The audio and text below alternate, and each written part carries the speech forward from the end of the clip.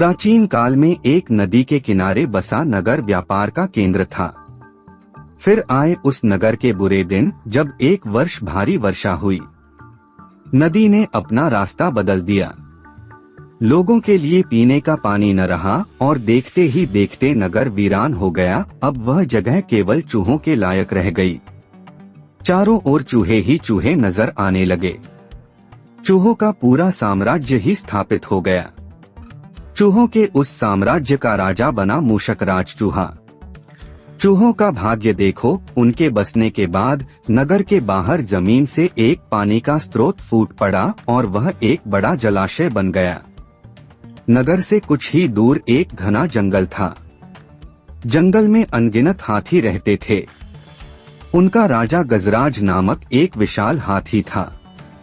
उस जंगल क्षेत्र में भयानक सूखा पड़ा। जीव जंतु पानी की तलाश में इधर उधर मारे मारे फिरने लगे। भारी भरकम शरीर वाले हाथियों की तो दुर्दशा हो गई। हाथियों के बच्चे प्यास से व्याकुल होकर चिल्लाने व दम तोड़ने लगे। गजराज खुद सूखे की समस्या से चिंतित था और हाथियों का कष्ट जानता था। एक दिन गजराज की मित्र चील ने आकर खबर दी कि खंडहर बने नगर के दूसरी ओर एक जलाशय है। गजराज ने सबको तुरंत उस जलाशय की ओर चलने का आदेश दिया। सैकड़ों हाथी प्यास बुझाने डोलते हुए चल पड़े। जलाशय तक पहुंचने के लिए उन्हें खंडहर बने नगर के बीच से गुजरना पड़ा। हाथियों के हजारों पैर चूहों को रौंदते हुए निकल गए। हजारों चूहे मारे गए। खंडहर नगर की सड़कें चूहों के खूनमांस के कीचड़ से लथपथ हो गई। मुसीबत यहीं खत्म नहीं हुई। हाथियों का दल फिर उसी रास्ते से लौटा। हाथी रोज उसी मार्ग से पानी पीने जाने लगे। काफी सोचने विचारने के बाद मूषकराज के मंत्रियों ने कहा, महाराज, आपको ही जाकर गजराज से बात करनी चाहिए। वह दयालु हाथी हैं। मूषकराज हाथियों के वन में गया। एक बड़े पेड़ के नीचे गजराज खड़ा था। मूषकराज उसके सामने के बड़े पत्थर के ऊपर चढ़ा और गजराज को नमस्कार करके बोला। गजराज को मूषकराज का नमस्कार। हे महान हाथी, मैं एक निवेदन करना चाहता हूँ। आवाज गजराज के कानों तक नहीं पहुँच रही थी। दयालु गजराज उसकी बात सुनने के लिए नीचे बैठ गया और अपना एक कान पत्थर पर चढ़े मूषकराज के निकट ले जाकर बोला, नन्हे मियाँ, आप कुछ कह रहे थे, पया फिर से कहिए। मूषकराज बोला, हे गजराज, मुझे चूहा कहते हैं। हम बड़ी संख्या में खंडहर बनी नगरी में रहते हैं। मैं उनका मूषकराज हूँ। आपके हाथी रोज जलाशय तक जाने के लिए नगरी के बीच से गुजरते हैं। हर बार उनके पैरों तले कुचले जाकर हजारों चूहे मरते हैं। यह मूषक सहार बंद न हुआ तो हम नष्ट हो जाएंगे। गजराज ने दुख भरे स्वर में कहा, मूषकराज, आपकी बात सुन मुझे बहुत शोक हुआ। हमें ज्ञान ही नहीं था कि हम इतना अनर्थ कर रहे हैं। हम नया रास्ता ढूंढ लेंगे। मूषकराज कृतज्ञता भरे स्वर में बोला, गजराज, आपने मुझ जैसे छोटे जीव की बात ध्यान से सुनी। आपका धन्यवाद। गजराज, कभी हमारी जरूरत पड़े तो याद जरूर कीजिएगा। गजराज ने सोचा कि यह नन्हा जीव हमारे किसी काम क्या आएगा, सो उसने केवल मुस्कुराकर मूषकराज को विदा किया।